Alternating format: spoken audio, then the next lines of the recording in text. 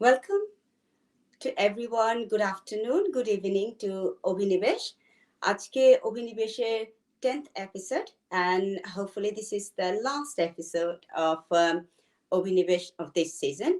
A bit emotional I am because it's been a lovely journey being with lots of my audiences and learning from my audiences, from their comments, from their presence. And also, I had lots of respected teachers with me and parents who shared their ideas and views and the strategies they follow. And I use them in my setting, and I try to deliver some through these episodes. So it's kind of an emotional attachment being grew in here, and it's nice to see that I have learned a lot, and I think in ways the children have been benefited as well. So, coming to this last episode, we are going to talk about GCSE and A level on this episode because the whole point of the Obhinibesh is to make sure that from the basics of the foundation stage, we bring the children to the primary section, and from the primary section, how they uh, go and start their journey in a big world throughout the secondary system. And in secondary system, there will be different steps and different subjects they have to learn. And we try to highlight it or enlighten some of those sectors. And now coming to the end is the GCSE they sits for, where they can reflect their performance. And then from there on, they goes to the A level, where they choose the subjects to sort out their goals for their career. So it's going to be it's a wonderful journey for me to discuss throughout these different levels with different opinions and ideas from all my respected teachers. Right. Coming to the GCSE first, so we need to know what is a GCSE and A level stands for actually. So the GCSE stands for the General Certificate of Secondary Education. It is the part of the national curriculum taught to pupils aged 14 to 16 in years 10 and 11. So in some countries, this is also known as O level, but I think the standard is the same standard. It's just the way it's been said in different countries.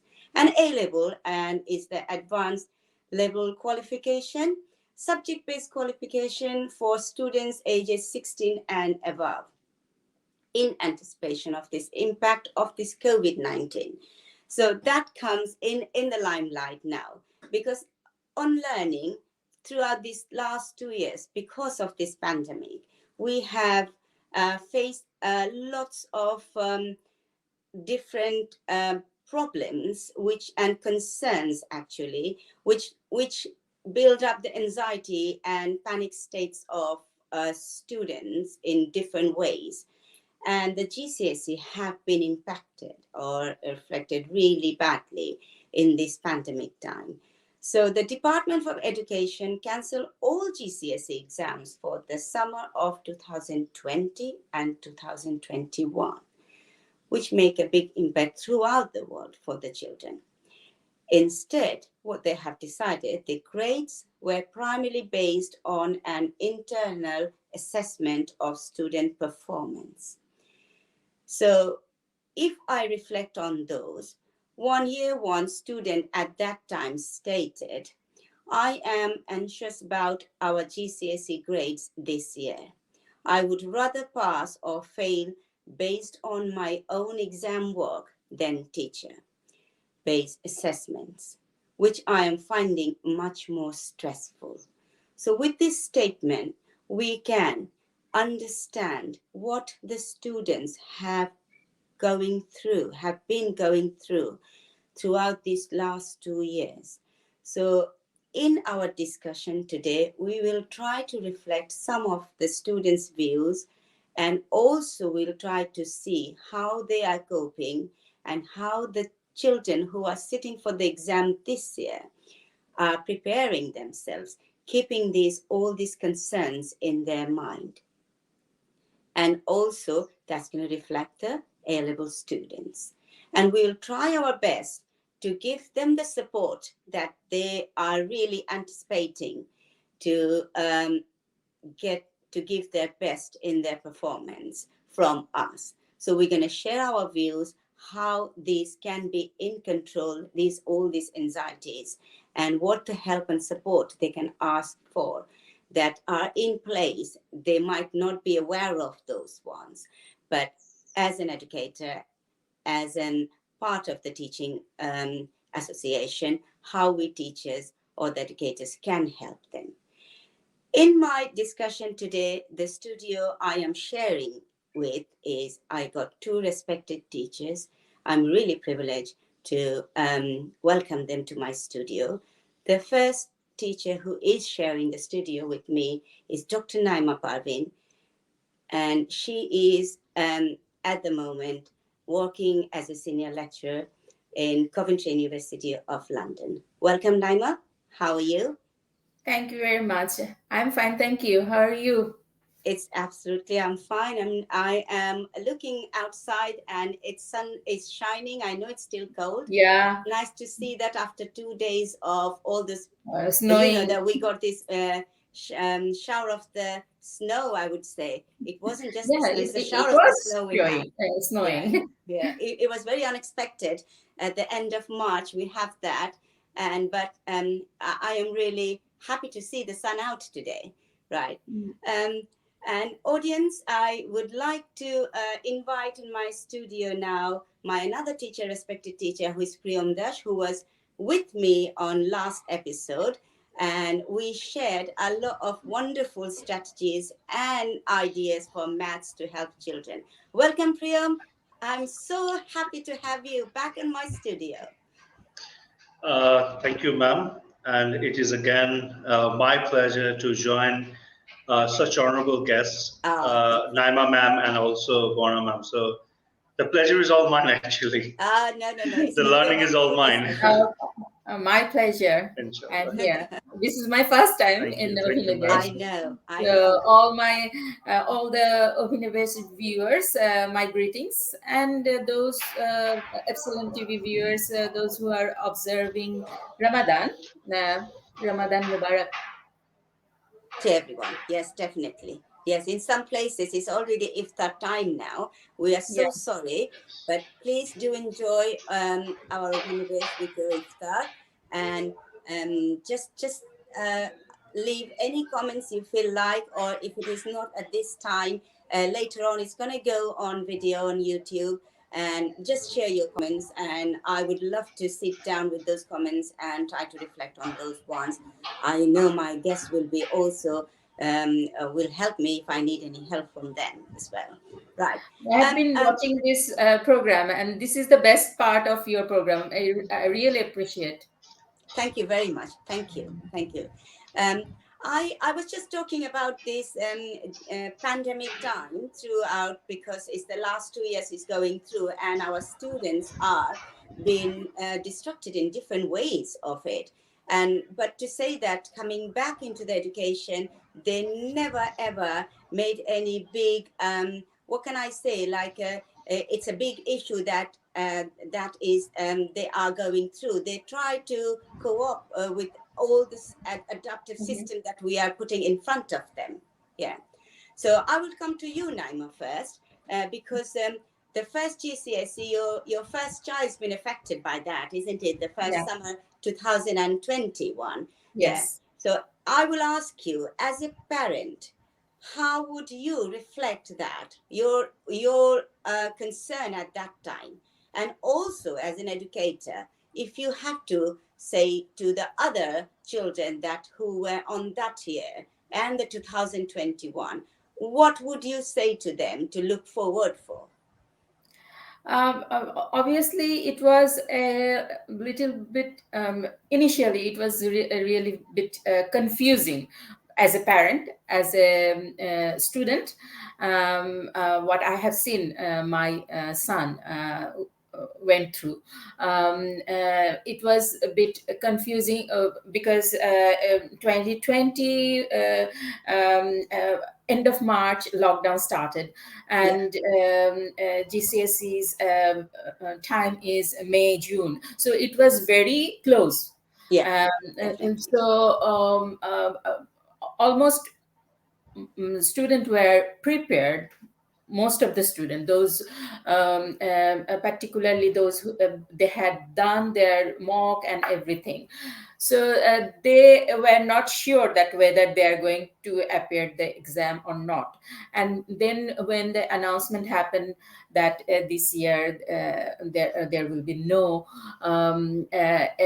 exam for them in GCSE, it was a bit for the time being, as a parent, I thought one of the big thing in my son's life Oh actually yes, different. yes, Yeah. yes. So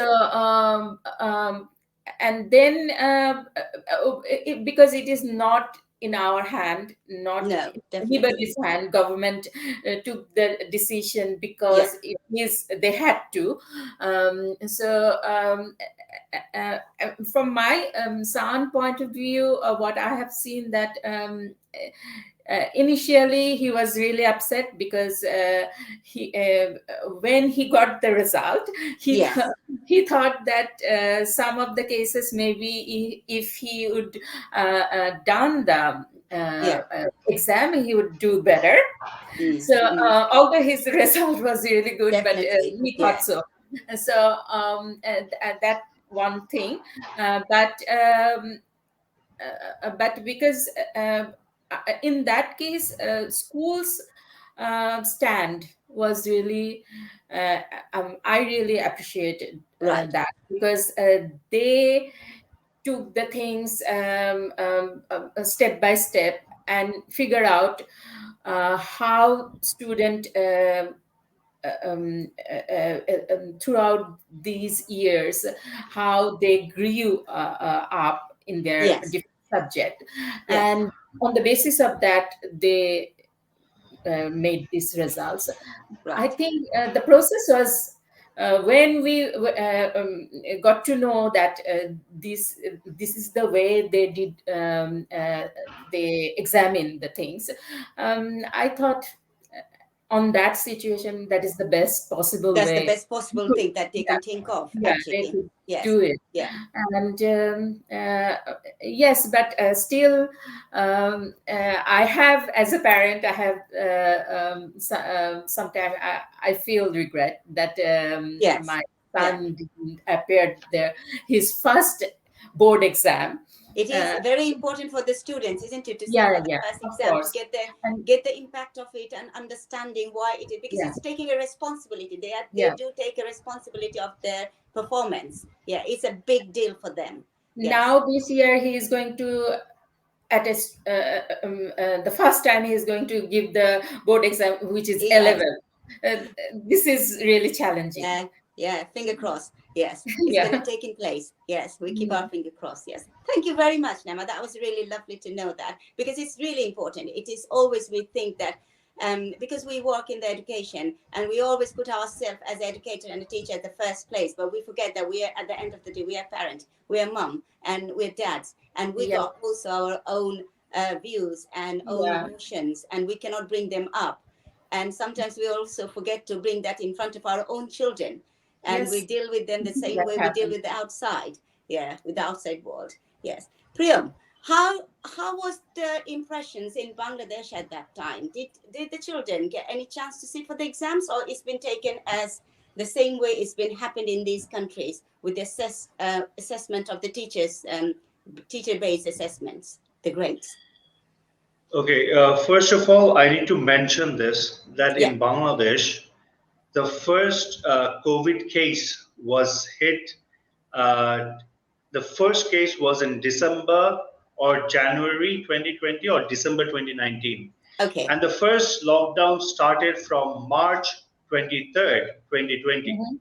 which Lovely. means before that, we had complete no idea whether Bangladesh is going to be severely hit by pandemic or not, by the Right. virus or not. Yeah. So till March 22nd, students were as usual. They're preparing. We teachers were having a Mhm. hectic time. You know, it's just a month, not even a month. It's just few Yeah. weeks Yeah, away from the O levels, because yeah, from April end our O and A level starts in Bangladesh. The May June, Right. the summer session starts. Yeah. So that means we are a few weeks away. But the only information that we had, the countries that had been badly hit by the pandemic, in those countries, in those zones, Yeah. the O levels or the GCSE exams has been cancelled. Right. But as it did not hit Bangladesh even in February, even not in the first weeks of March, it hit in like mid March or the end of March. Yes. Yes. I remember Till that. then, Yeah. students were prepared for the exams, Right. Yeah. especially grade 10, grade 11, and grade 12. Because if you want to understand the impact that the pandemic had on the students, you have to understand how we sit for these exams. Because here in plus 9, they sit for a few exams, one of which is a linguistic, the Bangla subject. The other one we call Bangladesh Studies, and the IT, the information Right. technology, and the rest they sit in class 10. So especially those who sat for their major subjects of O levels like maths, the commerce subjects, physics, chemistry, those batches had a real tough time because Right. it was all of a sudden. Mm-hmm. They were all prepared, as ma'am said, like her son thought if he would sit for the exam, Yeah. he would have done better. Yeah. And third, the parents were puzzled because ma'am being a parent and an educator herself, it was easy for her to guide her own students how to work out the things. But for general parents, Yeah. It it was is. very It's a big difficult. It deal. was It's a very big deal. traumatizing, I think. Exactly, they did not know A or Z of what is going to happen. Only guidelines only started to flow in the schools. Yeah. School had to communicate each and every time via British Council with Cambridge or with GCSE. So things were all happening at once.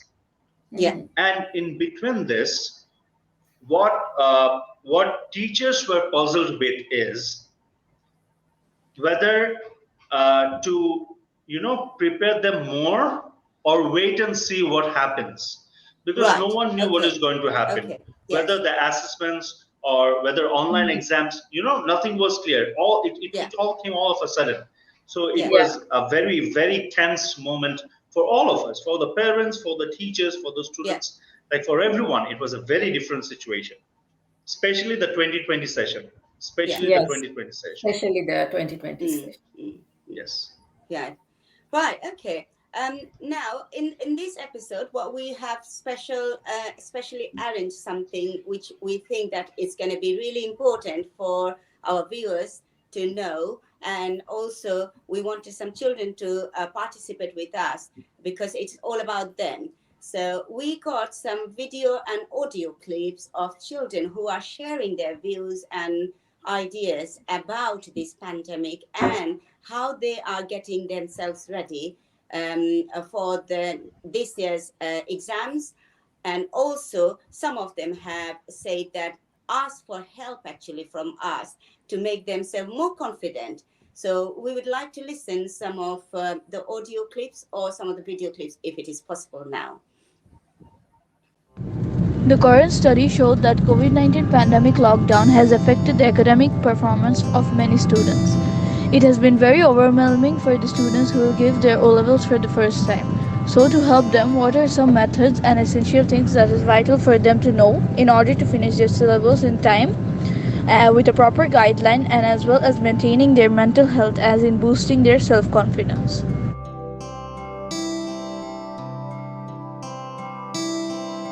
It has been recorded that students have been falling behind academically. In this demanding pandemic time, what are some plans of action that are being taken by the students in other countries to overcome this staggering issue? What are some methods and schemes that should be encouraged for the students to follow to help them in this endeavor?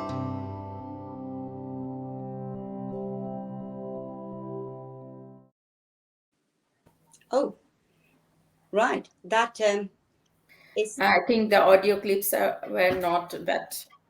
yeah, but only the thing I can get from there is they are very worried about their mental health and their well-being, which has become a big issue for them now at the moment. At the same time, they're asking for, is there any method they can follow to make them feel more confident and more happy to sit for their exams? So I think Those who are appearing GCSE this year. I think they are appearing for this year. Okay. So as it is your school, I would come to you, Priyom, first. So how you are preparing them, how your school is taking the steps to preparing these children. If I focus not on the academic side yet, if I focus, because there will be gaps, and I know there will be plans to put in the gaps, which we're going to come, definitely that needed. The children need to know that if there's any gaps and how they can overcome. First, I'm going to come, what are the support they are getting for their mental support, for their well-being, because that is a big issue that comes with the anxiety and the panic attacks they get. Okay, first of all, I would like to state that we have dedicated counselors who deals directly with the mental health of the students, like counseling them, and not only they counsel the students, but they have counseled the parents also. So the biggest challenge that we have actually faced is when the schools started to open complete physically. It started in steps, definitely, like once a week, then moved on to twice a week, and then all 5 days in a week. And what parents had in their mind is they're going to sit for exams, any sort of exams, even let's say it's a mere a class test, okay? Like, will they be able to perform well? So our counselors were very direct with the parents that when you have crisis moments, it's not about the result that you look for, but you look for their participation more, how they're dealing with the situations. So we could make it clear to the parents that even Cambridge knows about it, that these kids for 2 long years they had been away from academics. So definitely Cambridge will be taking measures, to balance out the situations. That was number one. Number two, what we wanted to reach out to the students is either today or tomorrow, you have to start the daily life, the normal life will start again. And what we try to give a message to the students is, and in fact, the students were worried about this. 2020 session, 2021 session was based on the assessments taken by each institutions under some regulations of Cambridge. And with the first message of a student that you read, that the student wants to perform without taking the help of the teacher, what we get from this is, during 2020 session and 21 session, many students took help from the teachers, and many of them maybe had high grades, but things could have been different in reality. And things had happened opposite for some other students also, that they could have given a better exam physically, but their grades did not turn out to be that good in those 2 sessions. So what happened is, how are the universities going to assess those 2 results of 2020 and 21 session? So giving these infos, what we try to make the students understand is, psychologically they need to understand we have to get back to normal life. We have to get back to physical exams. And the more physical exams they sit for, they get the chance to assess themselves perfectly. They get a true result. And universities will be able to, differentiate on the basis of a true result. So because definitely O-levels and A-level results are very important for the university admissions also. Yeah, that's where we got the lecture with us today, where we're going to link up this. Exactly. So what happened in our school is, the counselors, we teachers kept on motivating them and pointing out each and every importance of physical exams. Once the school started to open physically.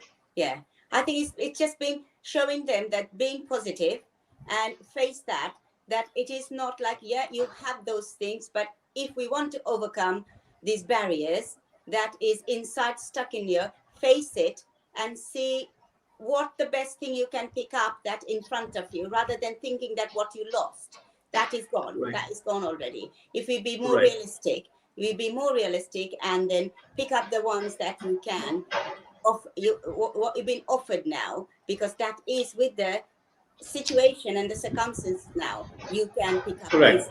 good things that you can. But we Right. in here, I'll come to Naima, but before that, I as an educator or as a teacher, I can suggest that I think it's very nice to have a revision plan. I think setting out a revision plan, making some goals, like you can set goals, you can create a realistic revision timetable, understanding the learning style, that what is best for you. Don't go what your peer doing. Maybe that's not the method that you should follow, because that is not made for you. Follow the one that is realistic for you, your learning style. And it's always somehow it's good to have working with the other study groups, and because there sometimes you find some gaps that you can't find it when you are individually doing it yourself, but from the other person you might see that, oh yes, I haven't reflected on that point yet. So I think that is really a good idea, to make a revision plan, because you still have the time and work on it. The anxiety will be there, but as Priyom said, take some responsibility of yourself and make sure that you can work it out. Naima, would you like to put some ideas and concerns on this matter, please? Frankly speaking, as an educator and as a we were a student as well. Yes, So definitely. I always think that a level of stress and anxiety is important for exam Yes, preparation, and it yes, actually motivates you motivate to you. do That's well. so So true. That's so that true. level of you need to know that what is the threshold level of your that anxiety. If it is Of go course. beyond that, then definitely you need counselor and others. Yes. But a bit of stress is important to Yeah. motivate yourself to do well in your exam preparation. And as you have said, it's a very important point that you have to have proper revision plan. And in usually in sometimes some parents become really panic. They Oh yes. they are panic. That panic they transfer to their kids. Children. Sometimes it's happened, and that panic sometimes can hamper students revision plan. Yes. Some like I always think that some subject student can do revision with friends, like Yes. literature, English, Yes. Bangla. It's better you do the revision with your friends. You can get different viewpoints. Yes, I Yes. know. For maths, maybe you need to do your practice, your revision on your own, because in maths, making your hand dirty, it's important, because that the more you practice, it is important. True. But sometimes if your kids ask you to go to the friend's place to do the revision, and parents have sometimes become really um, strict about these things. I think the student, you need to give some responsibility, as Priyam said, to the student as well, Yep. that how they are going to then it will help in their Yes. mental health, because Yes. if they can control something themselves, Mm. then it's Mm. give them Very confidence. true. Yes. Yeah. So you as a parents, as an educator, we need to know that how much we are going to spoon feed Yes. our Yes. student and kids, Yes. because if we don't give them the responsibility, they never acquire their confidence. No, because this responsibility teaches them to understand how they prepare themselves for the future when they're Yeah. going through the line, because they are aiming for something. If they Yes, of haven't got course. any plan, if they don't take the responsibility to know that how much they need to put themselves into it, they're not going to Mhm. aim. You cannot success that aim, Yeah, because of you course. cannot spoon feed everything at one Yeah. point. That's their responsibility to show their performance that they can achieve that Yes. success. I believe in this way. And Yes. revision plan is one of them, and every individual has different way to adopt these things. So it's better to give them the responsibility to design their revision plan Yes, of course, of course. Yes. to make them Um, comfortable. yeah, we have some good comments here. Taran Rashid has sent in a comment. I think it's for Chittagong Grammar School. There was special training for teachers, management, and students to learn the new technology. I believe that Priyom will later on confirm this, but a Confirm more that one. interesting Yeah. comment came from Farnaz, asking how the students will do their revision with their friends when they are in a remote setting. So I think it's a very valid question, where we were talking about revision plan and revision with Yes. friends or in a group. So how will they actually do it in a remote setting? How encouraging is for them to engage again in Zoom or again in remote setting, again via internet, to do a revision session together. Um, Hina Kausar has sent in a comment saying evening plans like assessment helped our CGS students to work on their own. So evening plans, I think Priyom can shed some lights on this one. So Yes, these please. were the current comments. Okay, thank you. Priyam, then I come to you straight with those points. First, we're going to talk about the remote learning. What do you think about that, Priyam? Okay, if I explain you the entire process, Yes. it was a complete shift from physical classes, physical education, everything doing face to face, and we are helping out the students on their copies on the boards.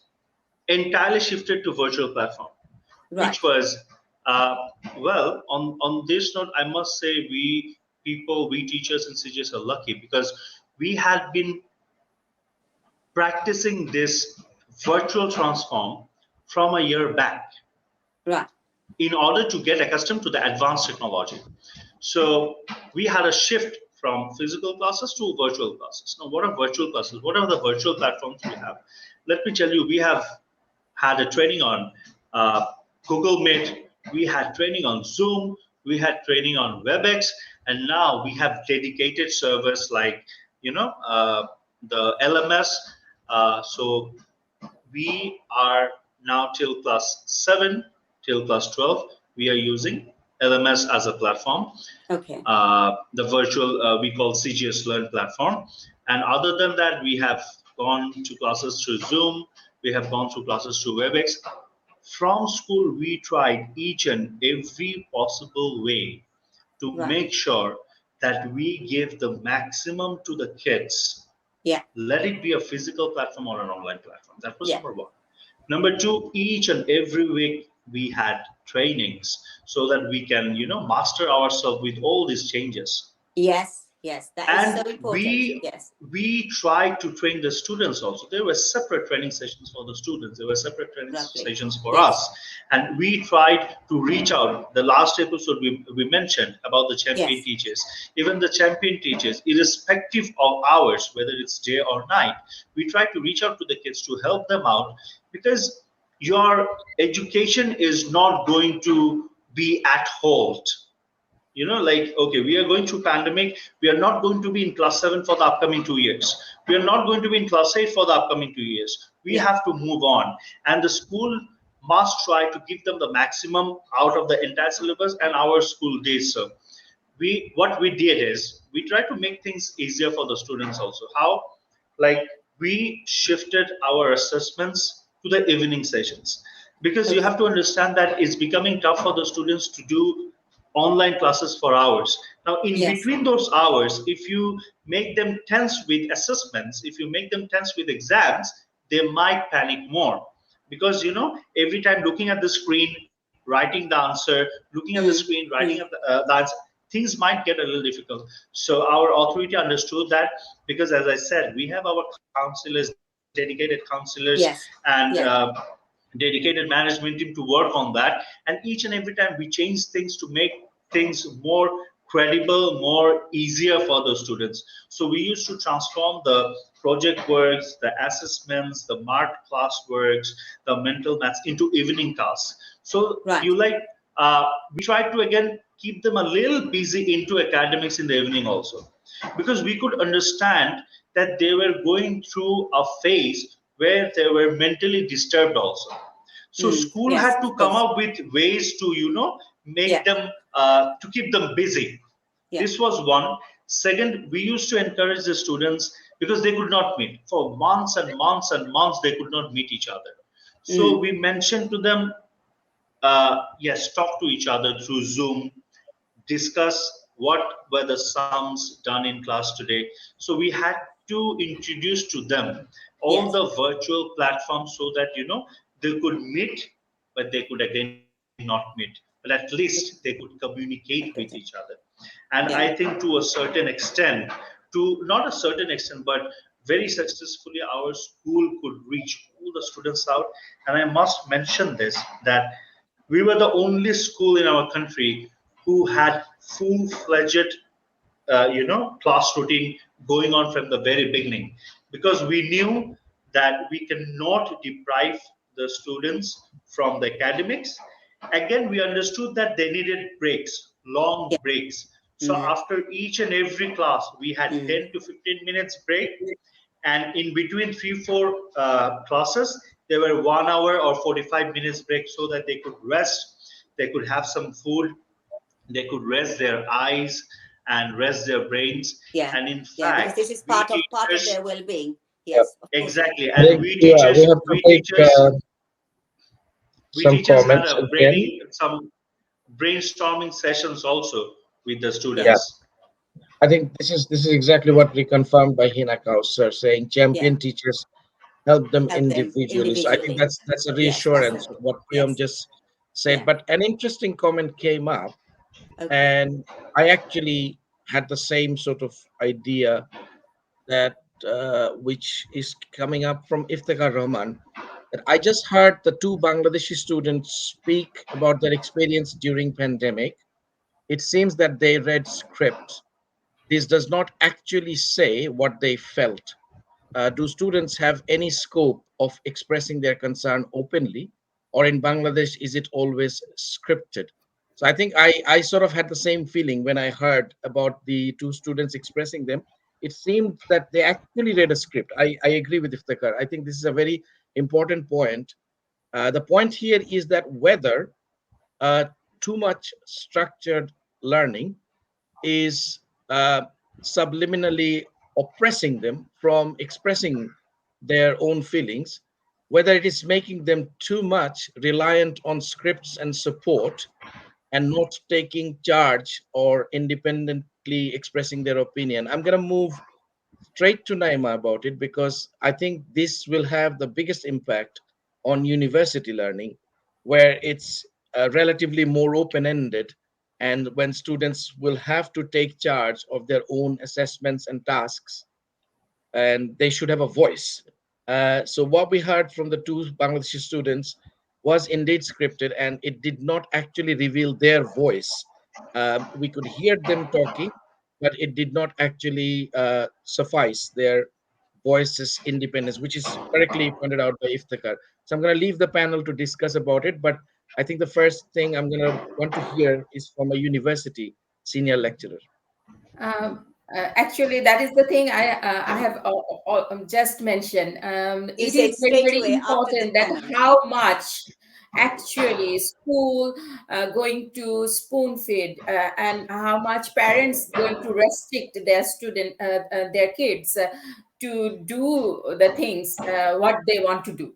And this is very, very, I know this is very, very thin line, but we have to figure it out. We cannot spoon feed because they had they went through a bad situation, this pandemic. We cannot spoon feed in each level of them. Then they are not going to grow in their mind as a person. So, which is very, very important in the school learning.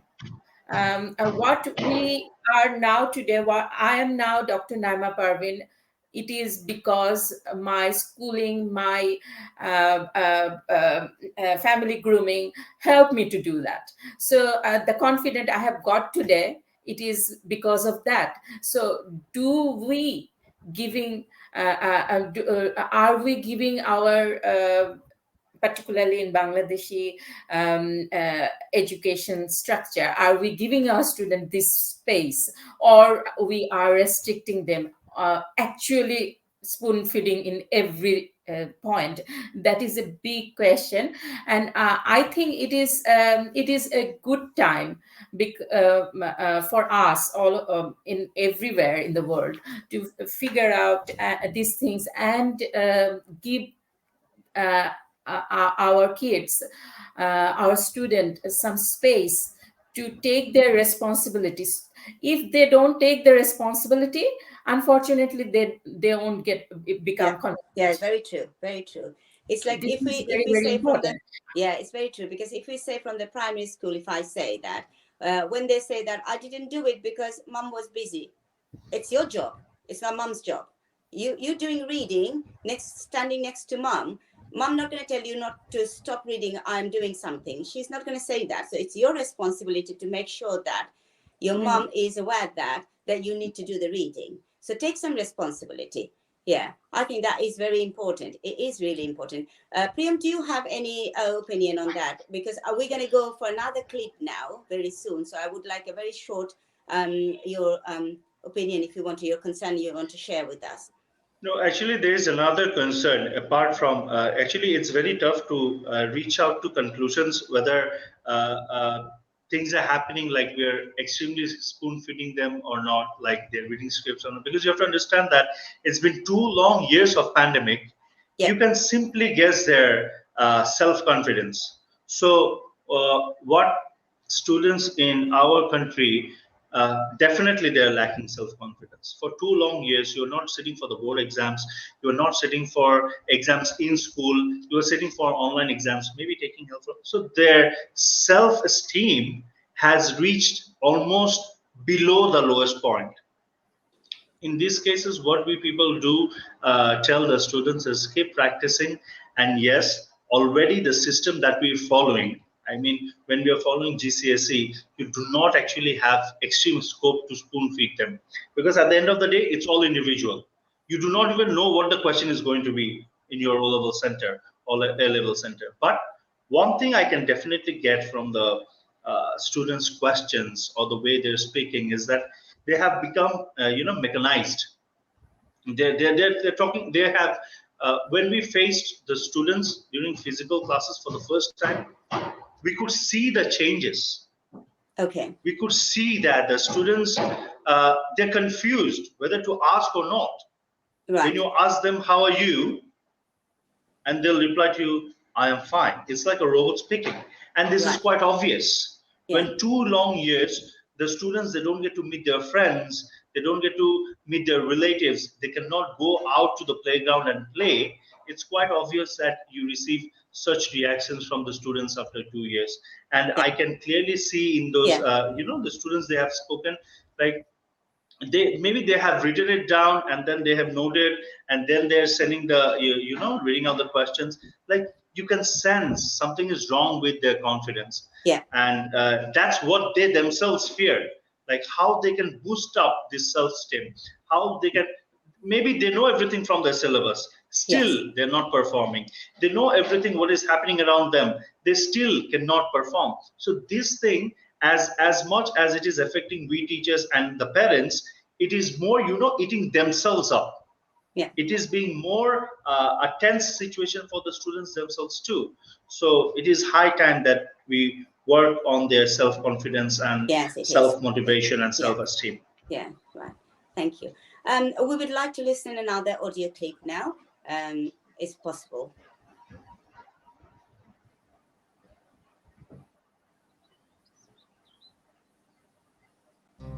Hi, my name is Fayaz. I go to a grammar school in Reading. And in terms of how I felt about the exams during the whole COVID pandemic thing, well, it definitely could have gone a lot worse. Because I'm kind of grateful that we have exams, I suppose.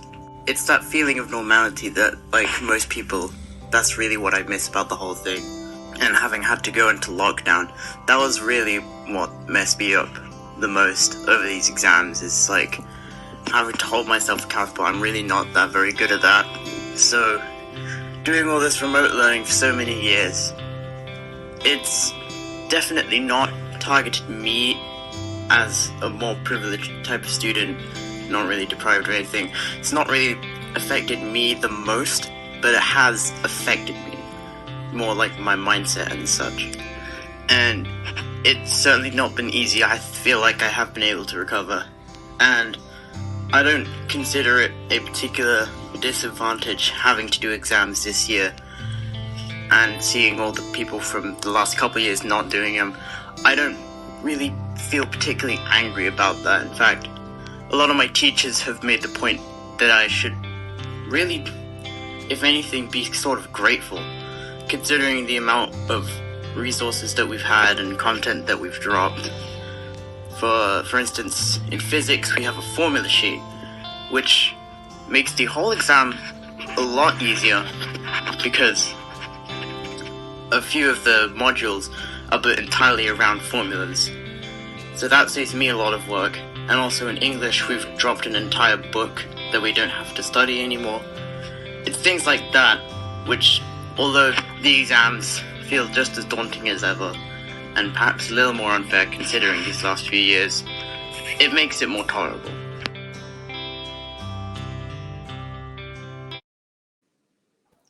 Right. We just have heard Faiz Ahmed saying about his, I think, kind of like a mix, his,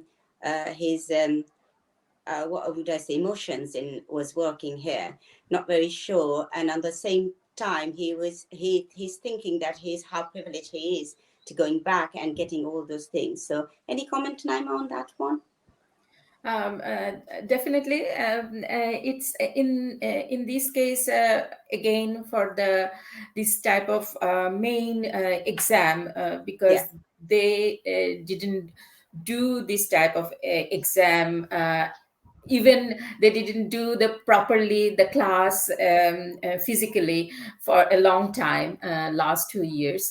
So for them it is really challenging, this appearing this board exam like GCSE. I would I would say the same thing again. In this case, a revision plan for them, and figure out figure out themselves that which way would be the best way to do that. Not necessarily the way Priyom does it, you do it, will be the same for me. So figure out that, and making a timetable. We are starting our normal life not only in school, also in our day-to-day living. So try to enjoy that. Will definitely support the student to do the things what they used to do 2 years back. So for that, not only the student in themselves, also the teachers and school, and also the family environment is very, very important. Make them comfortable, and make them understand that yes, this is actually our life, and in this life we go to play football, we go to watch movie, and at the same time we need to make plan for our study because your exam is nearby. So that's how make them normal and make them comfortable for getting ready for their exam. The best From Faiz's comment that I can guess, like he picked up the subject physics, and he was saying that it was so helpful than the modules they've been described and things. So seems like that children, when they are kind of like if we go by subject, some of them have some favorite subjects, some of them have some subjects they are do struggle, and it reflects really that if you are, as Priyom was saying, that they're giving the subject to subject helps now to them. So if you are really struggling, that kind of helps, really helping Yeah. other children Yes, of being course. into the front to front. Yeah. Mhm. Okay. So we're going to move from GCSE to A level now, because from A level, that's the very important time where the children have to take decision what subject they're going to study in future going to the uni. So I'm coming to Naima first about that. That why, what do you think that how children should be careful or thoughtful, I would say, not only careful, why they have to be thoughtful to think about what are the subjects and they should choose for A level, and why it is important for them to be really careful when they are thinking about this. Obviously, the A-level subject actually going to lead them towards their university education. So definitely it is very, very important that how they make this decision, which subject they are going to do in A-levels. And for that, this subject choice can start from the subject choice in optional subject choice in GCSE even. But formally the choice started A-level subject choice started from year 10, 11. So here first of all you need to student needs to understand themselves, that what is their own interest and Right. what is their by the at that time they already went through their GCSE, so they already know that which subject they're good and which subject they have weakness. So in on the basis of that, they need to figure out which area, which subject would be better for them. Then they need to take advice from their teacher, and obviously take need to consult and discussion with their parents. Sometimes our South Asian parents are very strict about these things, subject choice. um, uh, as an educator, I think it is the worst thing parents can do for their kids. That's So why we want you here, Naima, to tell us a little bit about it, why you think it is that they should be my more, son, yeah, he more has flexible got into these in things. GCSE, he has got every subject, he has got A star. All three science, he has got A star.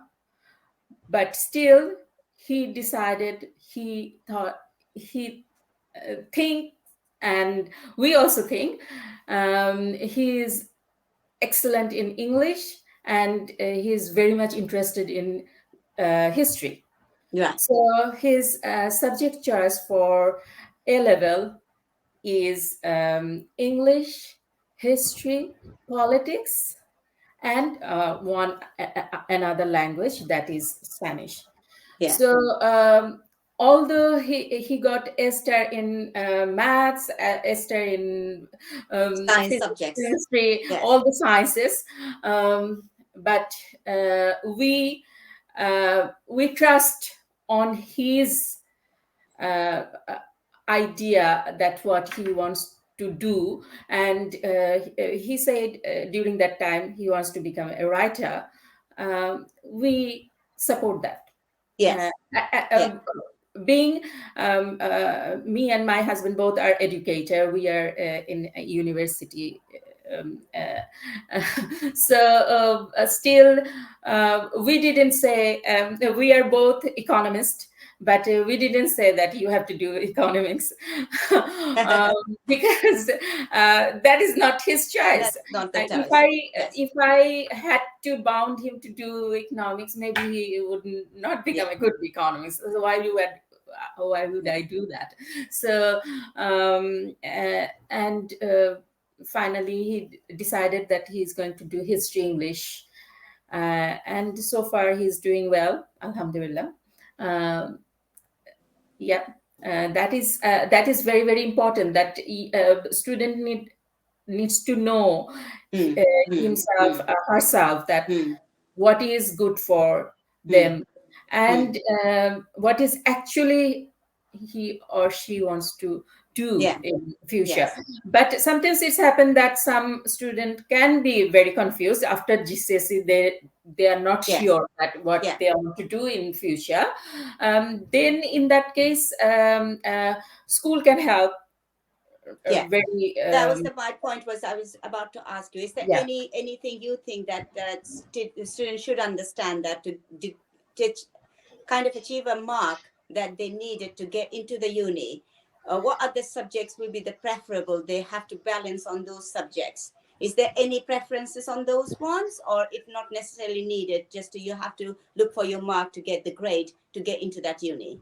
Definitely, according to the UCAS, you know that they give the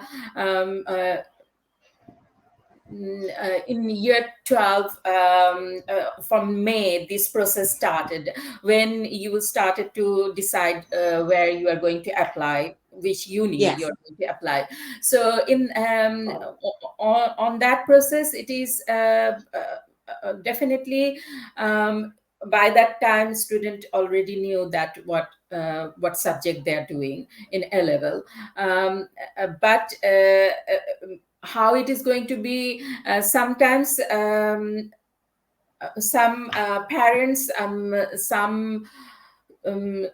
parents maybe push a student to just apply for the top universities. Yes, that is fair enough, but my suggestion always is that students should look for the course where Yeah. they want to go, rather than Right. rather than the uni. Yes. Yes. Recently, one of the students I just met, she is doing A level this year, and she's saying that she wants to do structural engineering, Yes. and for that, University of Sheffield, the course they offer is the best. So it is not about the universities, it is University. about that It's course. yes, So these are course. the Yes. fine details, Yeah. which is very important. Thank you. That is And really valid yeah. point. Really valid point. Yes. Thank you very much. Right. We're going to listen to another clip now from A level student, and I'll come back to you, Priyom, with some other ideas and concepts if you have.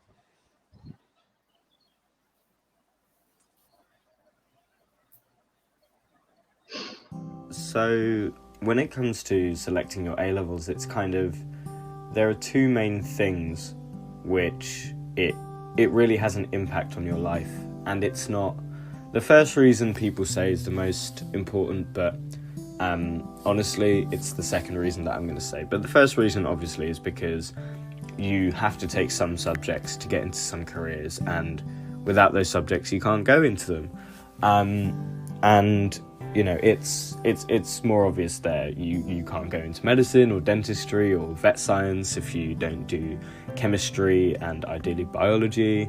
You can't really go into economics or accountancy or finance if you don't do mathematics, or you can't really go into physics or engineering if you don't do maths and physics, obviously. But that's pretty much where that ends. And even with A-level, students are young enough at that point to still be able to change their minds. So a lot of people switch around within the first couple of weeks, and even after they go on to study their degree, there are so many people that might do chemistry, biology, maths at A-level and then go on to write or go into journalism or something like that. So, you know, people change their minds throughout their lives, and I feel like that part of picking your A-levels is overstated a little bit.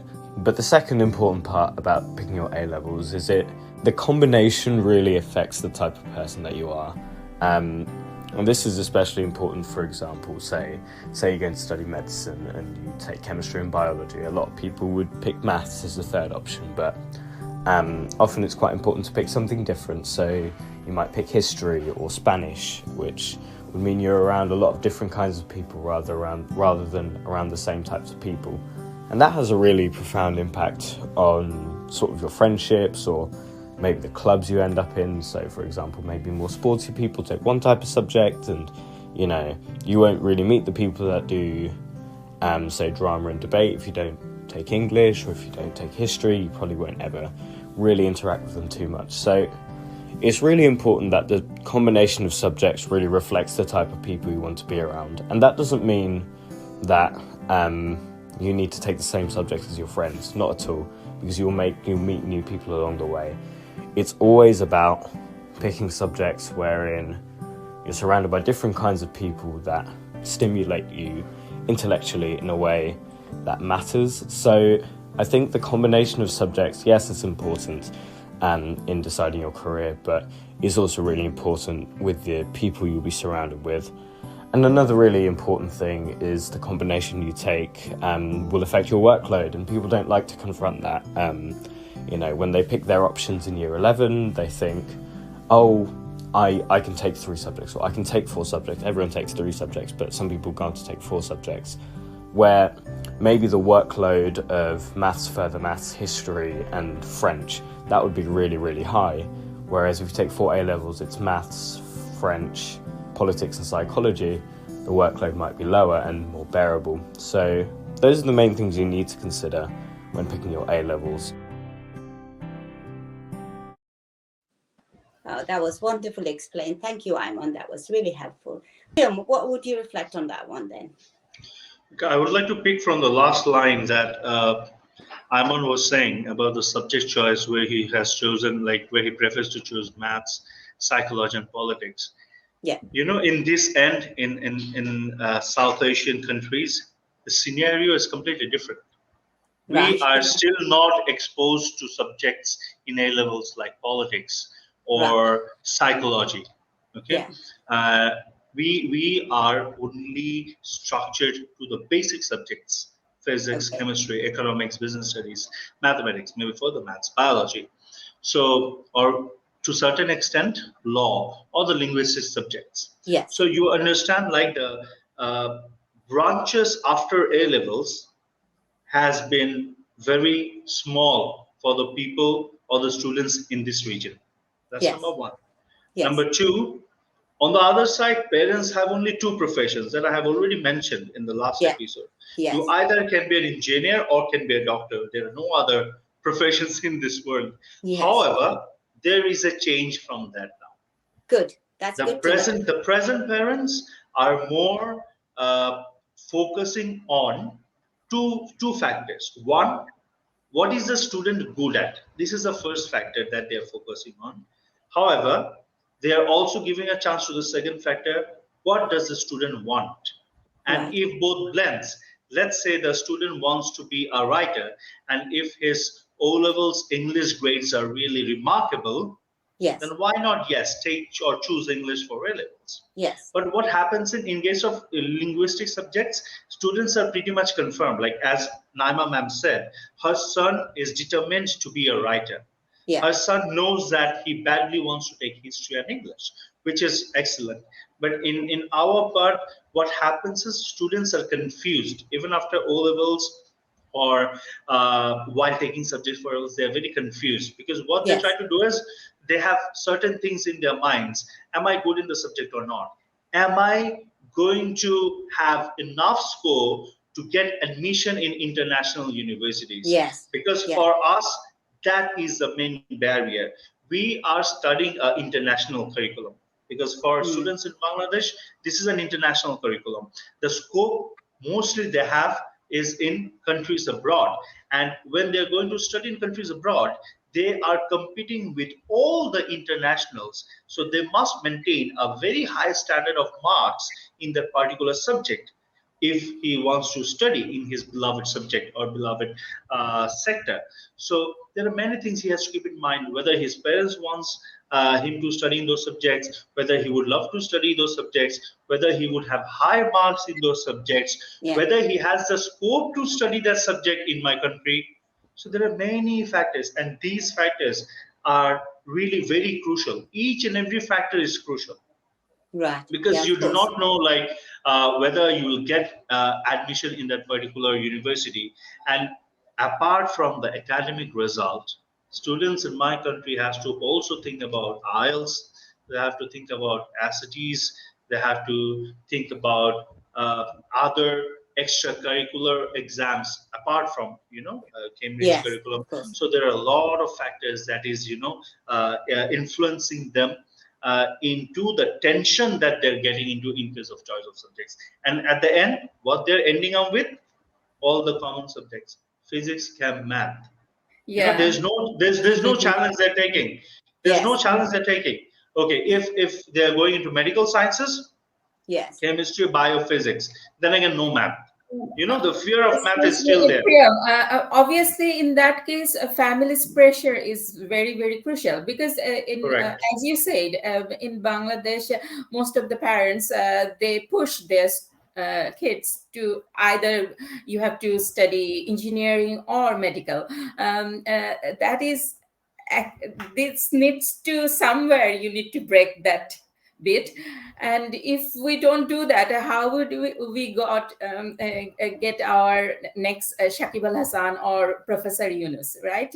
Very If true. everybody is engineer and doctor, then how would we get that? I think So, it's a And big in it's a big fact, responsibility for the education now in schools exactly. to reflect those things then, isn't it? And To make and some and changes. and to and also add need to to have this, the subject choice. Yes. Yeah. and to add to this, let me just explain our procedure that we go through. Actually, in Chittagong Grammar School, the entire subject choice procedure starts right from class 7, and we Right. take help from international institutes like Institute of Yes. Career Counseling. And what we do is, they're the counselors. They take an aptitude test from the students. What are their strong areas?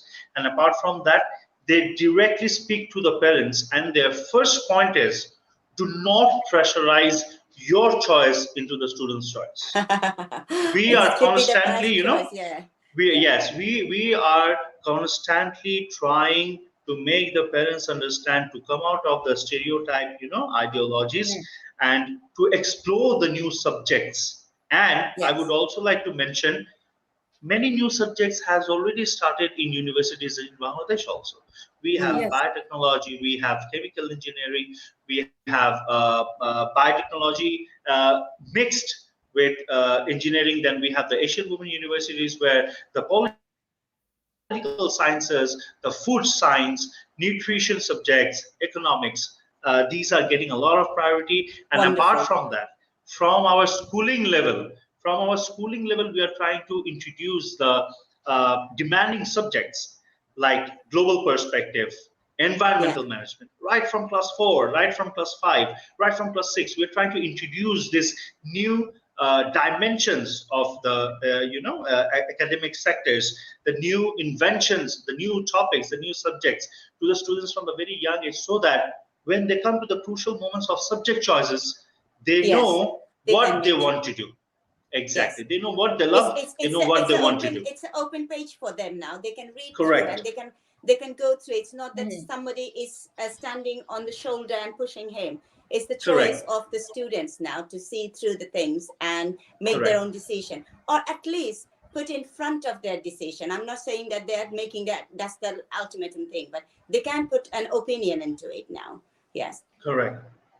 I think the same reassurances came from Hina Kausar, Yes. but CGS has some new subjects like EMGP, which has led parents to open up their minds to new subjects, which is reassuring as well. I mean, this was actually my next topic of uh, probing, if I don't want to say discussion, because we are running out of time, I think. We are running Uh, out of time. Yeah. yeah, I think the next probe to Priyom in particular would be what were the school's effort, but I think he has already answered the question Yes. in good amount of details. Thank you for that. Uh, I, I I just want to add one more thing is that uh, parents' mindsets depend largely on the society that parents deals with, and Mhm. often the society does not recognize opportunities of exploratory or exotic subjects that their children wants to learn. Um, it takes generations and decades to get rid of ideas of vocational education. Yeah. Often in modern universities, engineering and medicine are not stated as pure educational degrees. They're more vocational because that actually links you to one profession, one particular profession. Whereas humanities and open-ended physics, chemistry, biology, sciences are education because that has a continuity. And there are opportunities for research, for consultancy, for expert jobs all across the world, careers as biologist, not just a medicine specialist, or physicist, not just an engineer, and at the same time, economist, not just a business delegate or something Yeah. like that. So Bangladesh probably there is an industry-wide need for exploring those career prospects and signposting parents to those career prospects. I'm glad that Naima Parvin mentioned about Sakib Al Hassan or Professor Yunus. Dr. Um, Yunus, yeah. at the same time, there are more industries for children to explore. For instance, drama, theaters, music, and any other sciences, architecture, or interior designing. All of these things will come in place when the proper industry grows and career prospects are very open to You know, parents. even the food technique, it's really important Right. nowadays Yeah, that yeah, you can Food explore tech, those absolutely. things as Yeah. well. fashion Fashion side, yeah. Yeah. designing. Right. Yeah. Yeah. The host of this show, Borna Sheikh, is a graduate in political science, and she left Bangladesh because political science did not have a career prospect except for civil service Yeah. jobs. Correct. And in civil service jobs, where is political science? There is nothing political science of there. So she had to leave Bangladesh in search of a career elsewhere. And I remember, Borna, you were working in an NGO as a Yes. survey operator, being a Yeah. political science graduate. That's not the kind of career prospect that parents wants to see. No. So when I meet prospective applicants in open days, the question that I'm most often asked by parents, not students, parents ask me that what would my child do after doing an economics degree. So Right. this is where they're sort of Mhm. blind or myopic. When the industry and the society signposts that these subjects or your children's skills in these subjects and grooming has an application in career, this is exactly when parents start believing that industry will absorb our skills and our Yeah. children's skill. So Yeah. I think that's a holistic development. It's not just Development. school, not just parents. It's the entire societal development Yes. which will Yeah. lead us towards Yeah. that destination. So Yeah. Borna, I think we are an I hour think and we're 50 right at the minutes. end, and Yeah. we try to cover a lot. And Mhm. hopefully, the whole point of the show today was just to give a little bit of confidence to those students who are sitting for the exams this year after a long break of GCSE and A-level. Good luck to them, and I hope this is going to help them with these lovely two teachers that we had today on the screen, helping them, giving lots of ideas and methods and kind of like encouragement, lots of encouragement they get through this episode, and I hope that's going to help them. Yes. So wonderful. Before we close the season, I think this was the first season of Obhinibesh, which Oh, ran very successfully. It grew into viewership and it grew into comments and concerns. And we had guests visiting us, guest Taranum Rashid and also Sifatara and Abdullah Al Mamun. And then later on we have Priyom Dash attending two shows. The yes. one of the classic features of this show has been that any guest who has arrived once wanted to come back in the next episode. So which I think is quite That's wonderful. really nice. Yes, I didn't I get think the it's chance to do that. Oh, don't worry, we're yeah. going to come back with Obhinibesh again. I think Obhinibesh season 2 might start with Naima Parvin because she has just been Okay. here once. So and we would also like to thank Priyom and Chittagong Grammar School for extending their support and Of expert course. opinions and participation through students and staff and also experts. So, Barna, wonderful show from Thank you my very end. much.